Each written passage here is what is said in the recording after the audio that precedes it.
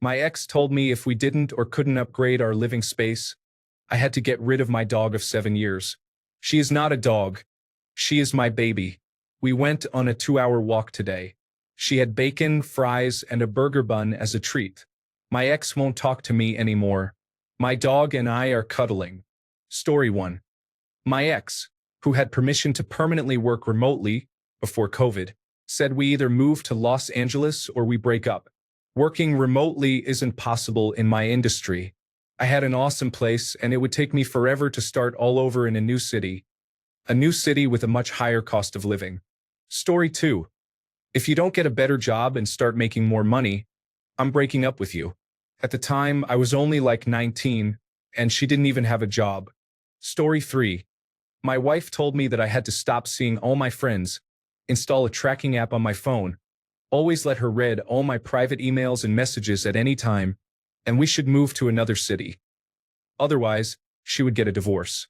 She was the one who had betrayed my trust before this and was engaging in the most over-the-top deny attack reverse victim and offender stunt I have ever seen. She's my ex-wife now, of course. Story 4. My ex said she and her daughter were to move in with me and my child 6 months after I bought my place, or she would move on. We had been dating for 3 months prior to that. Bullet dodged. Story 5.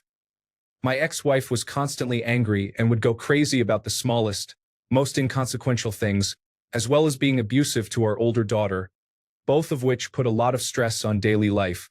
After years of this, she told me, "It's living in this society that makes me the way I am.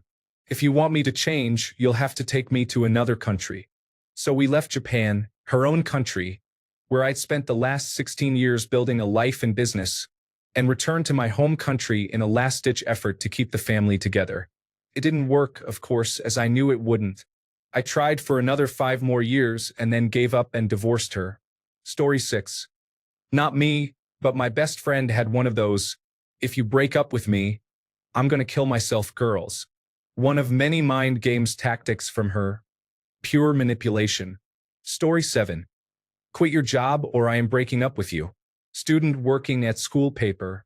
If you break up with me, I am gonna kill myself. After I chose the job over her. Edit. This happened 10 years ago. She was lying and I have not seen her in many, many years. Story 8. Years ago, as a broke college student who could not afford a car, I only had a motorcycle. You can't ride bikes anymore. Me, goodbye. Story 9. That she might hurt herself or commit suicide without me. Yes, you are in a low place, but that is abuse. Took me a lot of time and courage to move on from her. Story 10. If you don't go back to your old job, then this isn't going to work. I had to choose between what felt like a dream job and my partner. I chose the new job, and it was the right choice at the time as we had other problems. Story 11. First thing I want to say here, since men are reading this, is we need to check our testicles. Not with each other, but you can if you want. I don't care. If you find something, go to the doctor. So, this one is kind of funny to me now that I look at it. She told me we need to bake some muffins for some irrelevant charity thing or we will break up. I had just found out I had cancer, so when that happens, your mental state takes a huge hit.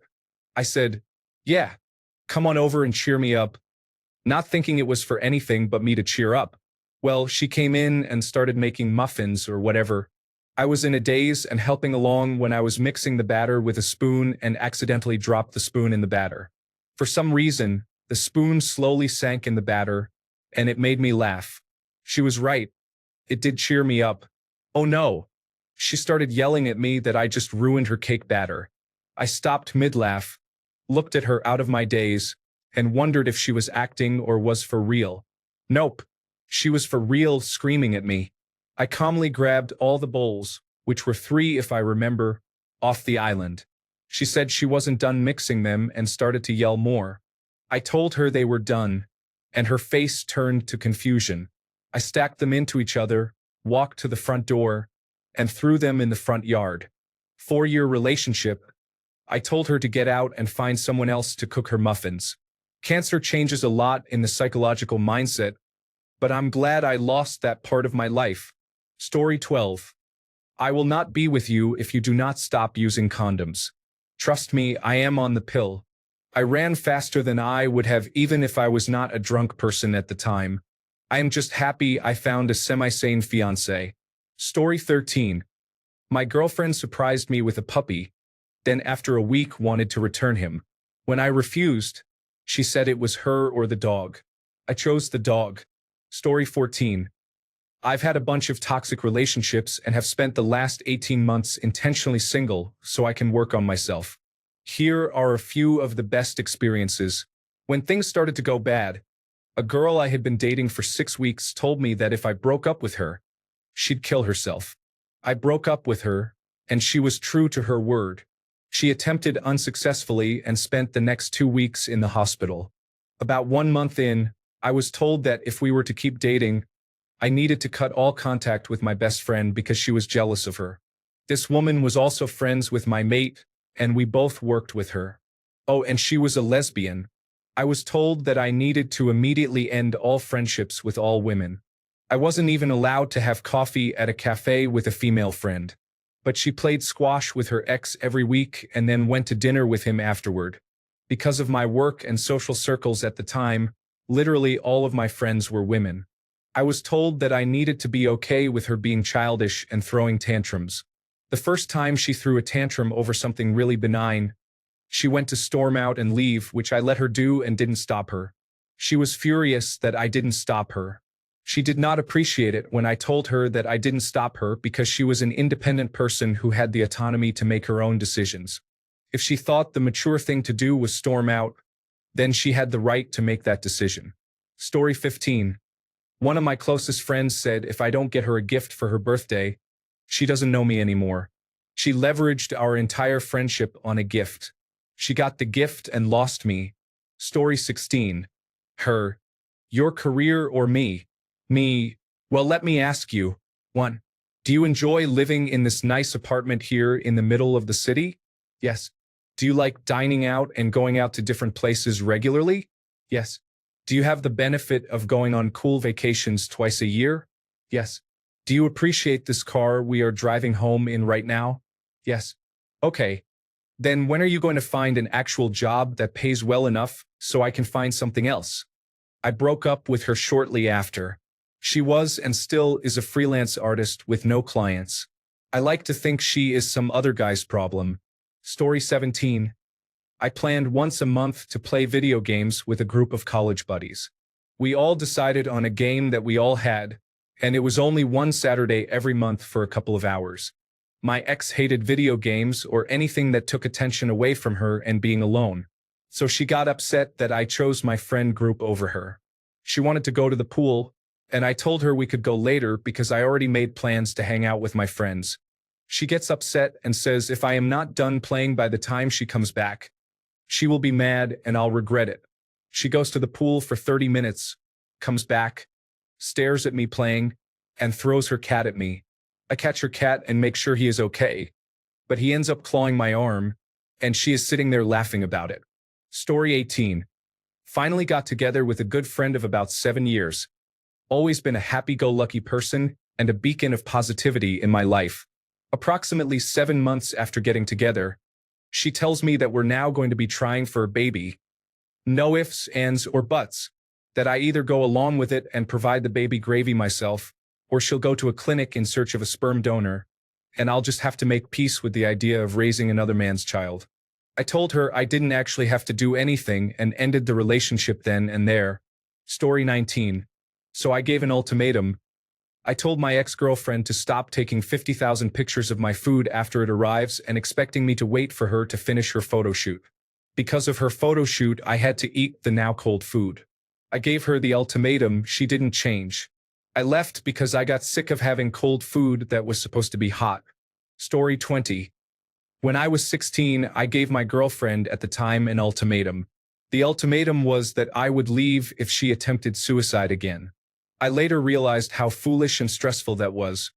But being young and frightened by the revelation that my girlfriend was suicidal led me to make the ultimatum out of a misguided sense of compassion and attempted helping. Thankfully, she never committed suicide, but we broke up a few months later for unrelated reasons. Story 21. The business or me? I had started a business on the side. It was taking up most of my free time. I chose the business, made lots of money, and met an incredible girl. I'm glad she did it, and it's the best decision I have ever made. Story 22. Not me, but my husband's ex.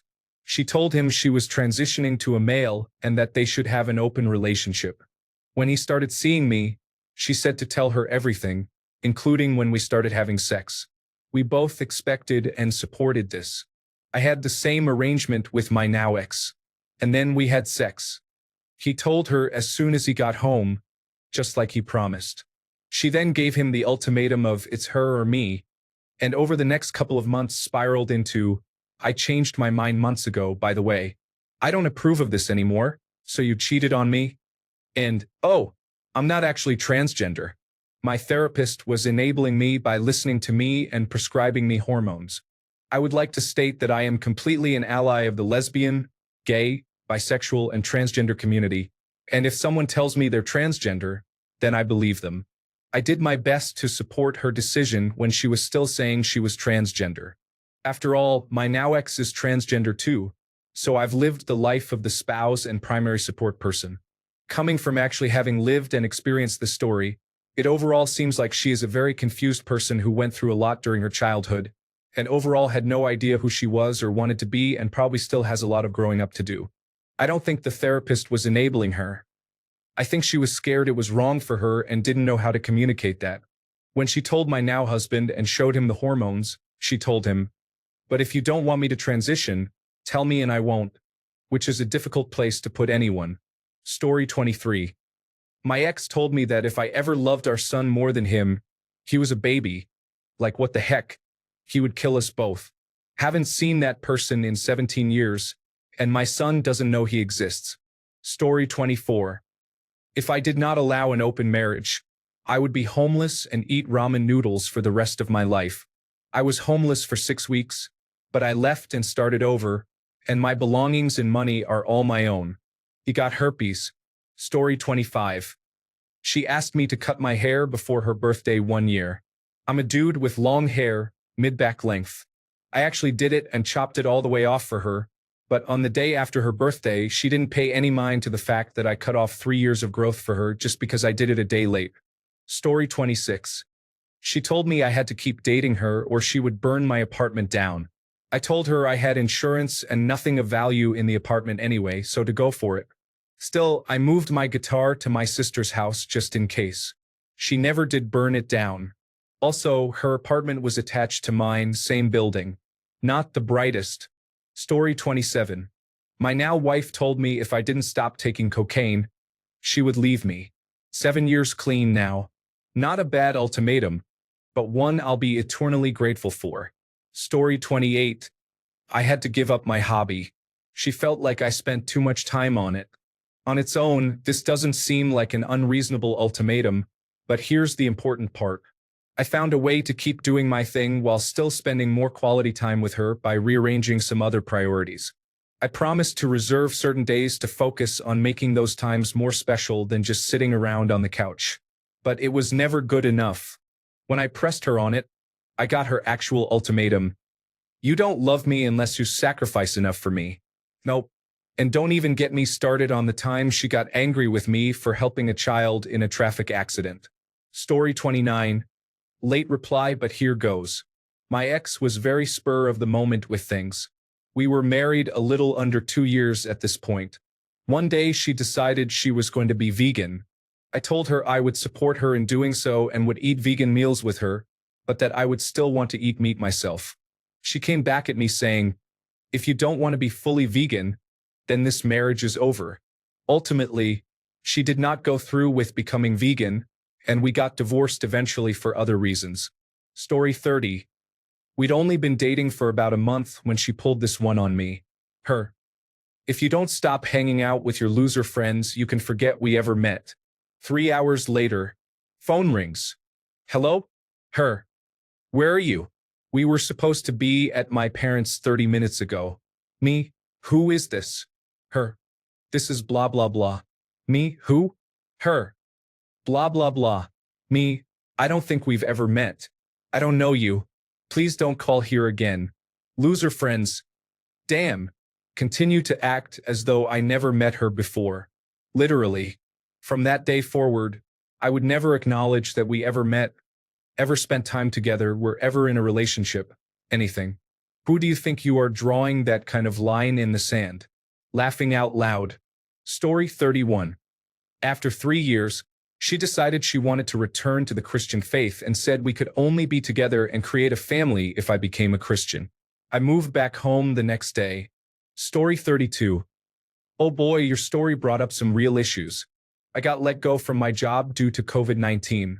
I was struggling to start my own business, but thankfully I had some savings to hold the fort for a little while. Then it began. I'm jealous that I still have to work and you don't. Look at my friend's Instagram. Her husband moved her abroad.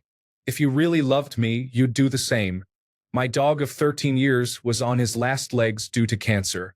I had to spend all day trying to make ends meet and all night taking care of him, covered in his blood and excrement, calming his seizures and fighting back tears as I heard his struggling breaths, all in the hope of easing his last few months with us.